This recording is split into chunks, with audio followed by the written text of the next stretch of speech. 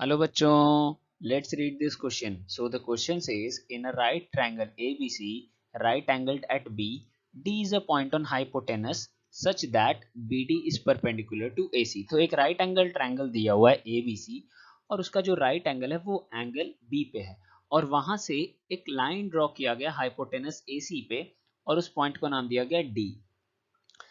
जो BD है वो परपेंडिकुलर है AC पे, जो BD है वो परपेंडिकुलर है AC पे, इट मींस ये 90 डिग्री है. If DP is perpendicular on AB, जो DP है वो AP पे परपेंडिकुलर है और जो DQ है वो BC पे परपेंडिकुलर है. तो हमें प्रूफ करना है कि DQ square is equals to DP into QC और दूसरा प्रूफ करना है कि DP square is equals to DQ into AP. तो इस क्वेश्चन को करने के लिए सबसे पहले इस क्वेश्चन का हम की कॉन्सेप्ट जान लेते हैं. इस क्वेश्चन का जो की कॉन्सेप्ट है, की कॉन्सेप्ट ये है, if a perpendicular is drawn, if a perpendicular is drawn from the vertex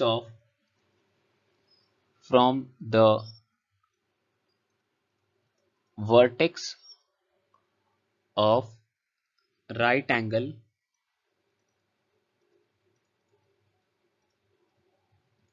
of a right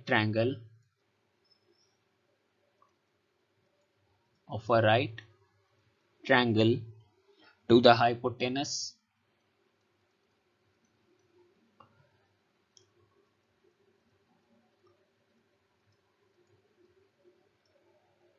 then triangle on both sides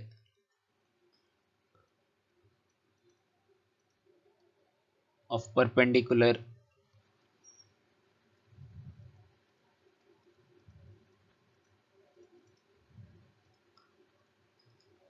are similar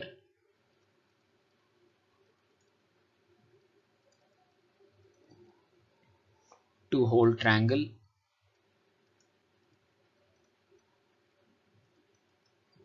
and also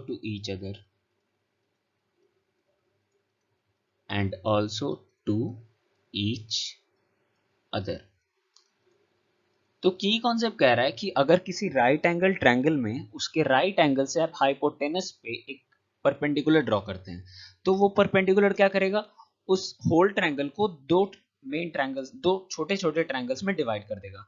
अब वो दोनों छोटे जो ट्रायंगल हैं वो दोनों आपस में तो सिमिलर होंगे ही, वो बड़े वाले होल ट्रायंगल जो प्रीवियस ट्रायंगल था, इनिशियल ट्रायंगल था, उससे भी सिमिलर होंगे. और इसी कॉन्सेप्ट का यूज हम इस क्वेश्चन में करने वाले हैं. फर्स्ट ऑफ ऑल हमें ये प्रूफ करना है, इट्स फन हमें ये प्रूफ करना है कि D Q square is equal to D P into Q C. तो यहाँ दो डी क्यू, एक डी पी और एक क्यू सी.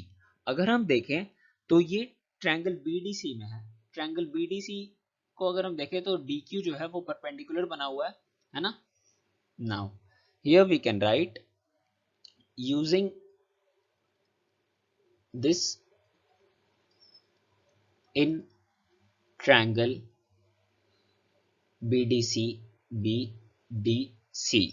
तो हमें क्या मिलेगा, we get BDC में देखें जो DQ है वो क्या है, ये राइट एंगल है, राइट एंगल से एक परपेंडिकुलर ड्रॉ किया हुआ है हाइपोटेनस BC पे.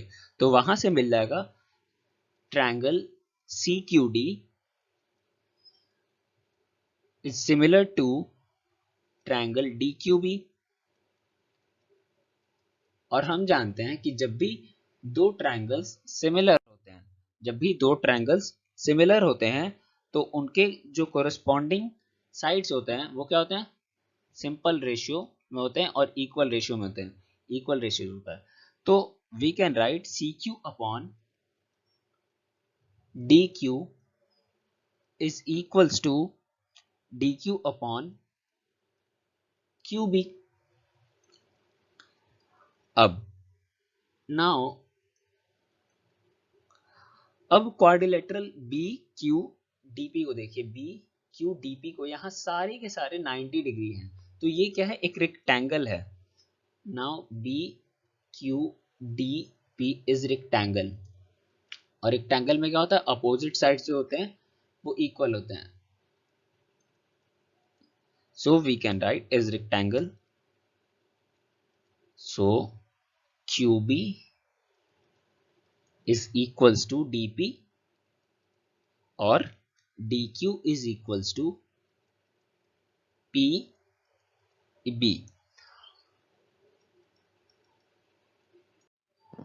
इस वैल्यू को हम इसमें पुट कर देंगे, तो यहाँ हमारा आ जाएगा dq square is equals to cq और qc एज इट इज रहेगा, और हमारा जो है यहाँ पे qb की जगह dp आ जाएगा, dp। और ये हमारा फर्स्ट हाफ क्वेश्चन का प्रूव हो गया। So we have proved our first half of the question, dq square is equals to qc into dp। हमने क्या किया, हमने अपनी प्रॉपर्टी को यूज किया, मेन कॉन्सेप्ट को, और वहां से हमें दो ट्रायंगल्स मिला, दोनों सिमिलर था, उनकी रेशियोज हमने निकाली, और हमें पता है ये एक रेक्टेंगल है, इसकी चारों जो वर्टिसेस है वो 90 डिग्री हैं, और रेक्टेंगल की अपोजिट साइड्स जो होती हैं वो इक्वल होती हैं। यहाँ से QP is equals to DP and DQ is equals to PB। हमने इस वैल्यू को इसमें पुट करी रेशियो में, और क्रॉस मल्टीप्लिकेशन पे हमारा आंसर आ गया। Now moving to the second half of the question, अगर देखें तो सिमिलरली हम लोग अगर करें, सिमिलरली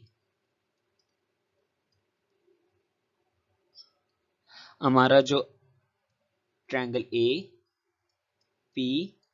होगा वो किसके सिमिलर होगा, ट्रायंगल DPB के सिमिलर होगा।